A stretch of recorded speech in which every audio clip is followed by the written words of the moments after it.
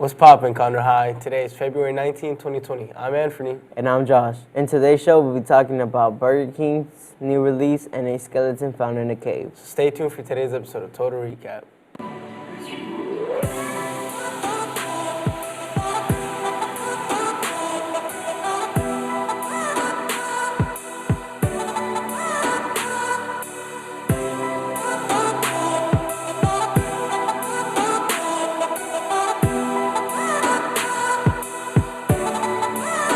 In food news, Burger King has recently released a short 45-second ad campaign to show that the company has eliminated all the artificial preservatives that the company was once used in their food. The burger starts at day 1 and does a time lapse of what happens over a cycle of 34 days to prove that the burger does indeed go bad, leaving the message that none of what they use is artificial anymore. It was also stated by the company that they didn't use any food coloring or techniques to make the burger look good to the human eye. Officials hope that with this commercial being released, people will be more persuaded to buy a Whopper after knowing what they're eating is actually food and not a burger full of preservatives. In more news, a skeleton found in a cave revealed a Neanderthal dead rights. Around 70,000 years ago, these Neanderthals were laid in rest in a Shandiar cave. Excavations in recent years have been able to show many parts of the body, including lower and upper back, also arms and legs next to him, not even attached. This was the first discovery in 20 years, and this cave has a story of its own to tell. But in the 1950s, another scientist found 10 more remains that could help him study them more. But unfortunately, he died at the age of 101 in 2014. Now scientists continue his adventure in the cave to see if they understand these people's culture. We will take it to a quick commercial break.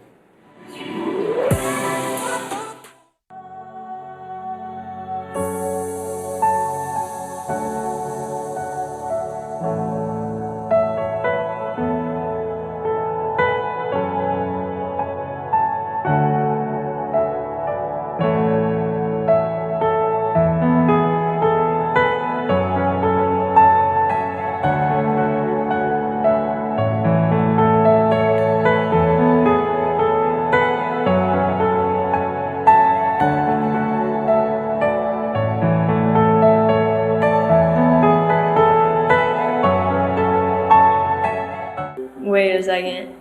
Do you know who I am? Julia. Hi. I just wanted to talk to you about what happened with those two girls in 8th grade. Oh, yeah? That one day at PE when they were yelling at me and then you just linked arms with me. I don't think you know how much that helped me because I finally knew that I had somebody.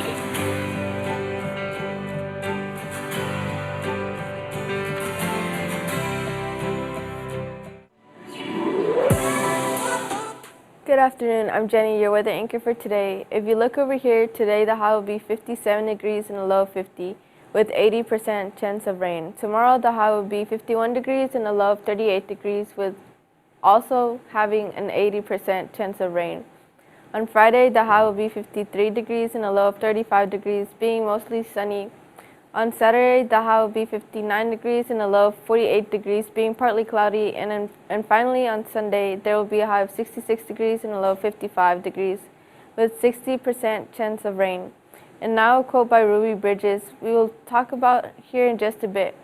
Racism is a grown-up disease and we must stop using children to spread it, said Ruby Bridges. We will now take it to a National English Society interview. Hello, and for today's special guest, we're interviewing Kelsey Webb, Vice President of the National English Honor Society. How are you doing today? I'm doing good. So the first question is, for those who didn't know what the society is, can you tell us about it?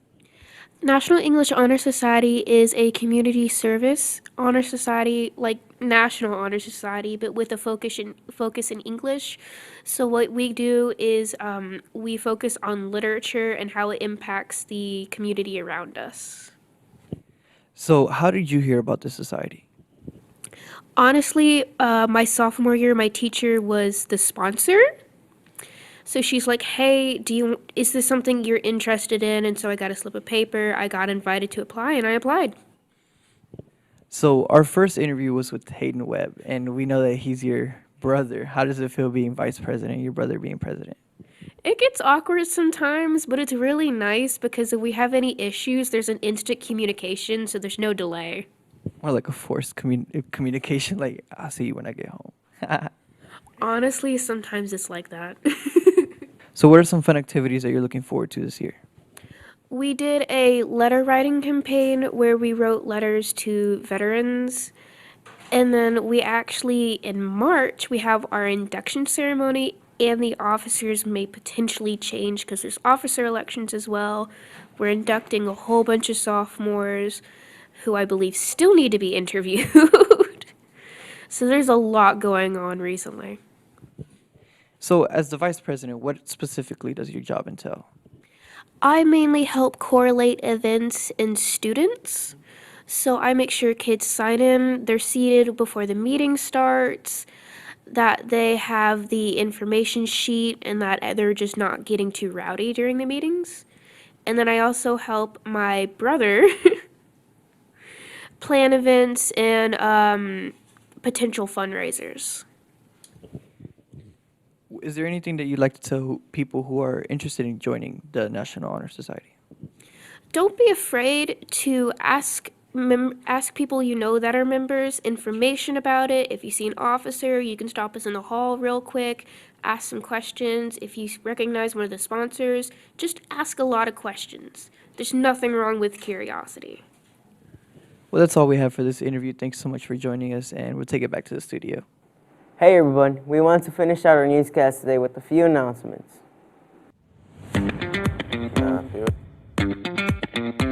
The National English Honor Society is in the process of inviting new members.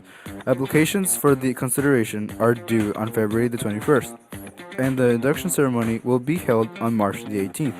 If you would like to be considered for membership, please pick up an application packet from your English teacher. Attention National Honor Society members. February's meeting is next Wednesday, February 19th after school in the LGI.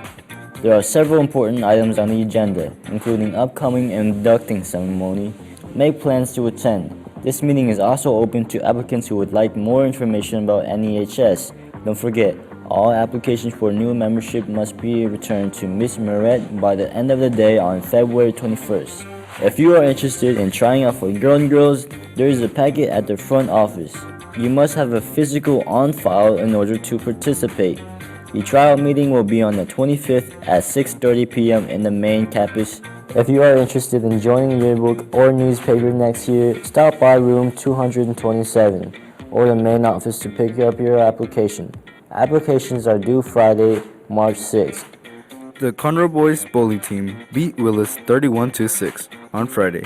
Both the girls and boys teams are going to regionals competition on March 1st with Becca Wigner, Seth Coombe, Kayla Smith, Trenton Wigner, and Trevor Skeen going on in singles competition. Go Tigers! This week's College of the Week is Texas Southern University. Texas Southern University is a local HBCU located in Houston. It is known for its law program as well as its business program. TSU is one of the few law schools in the state of Texas. When Texas Southern University first opened its doors, it had about 2,300 students enrolled. Today, the new university has more than 90,500 students enrolled. That represents the students from ethnical and culturally diverse backgrounds. Check out this video. I choose TSU. I choose TSU. I choose TSU. Rah. I choose TSU. I choose TSU. I choose TSU. I choose TSU. I choose TSU. I choose TSU. I choose TSU. We choose TSU. Hey man, say man, I choose TSU. In fact, I will go no place other than Texas Southern University, which has as its motto, excellence in achievement. In honor of Black History Month, today we would like to honor Ruby Bridges. Ruby Bridges is an American civil rights activist. She was the first African American child to desegregate the all-white William Frantz Elementary School in Louisiana during the New Orleans school desegregation crisis on November 14, 1960. She's the subject of a 1964 painting, The Problem We All Live With, by Norman Rockwell. Well, those are all the announcements that we have for today. Don't forget to follow us on all social media at KTIG News. As always, CHS, Start strong, finish strong. And make sure to tune in tomorrow for more KTIG news.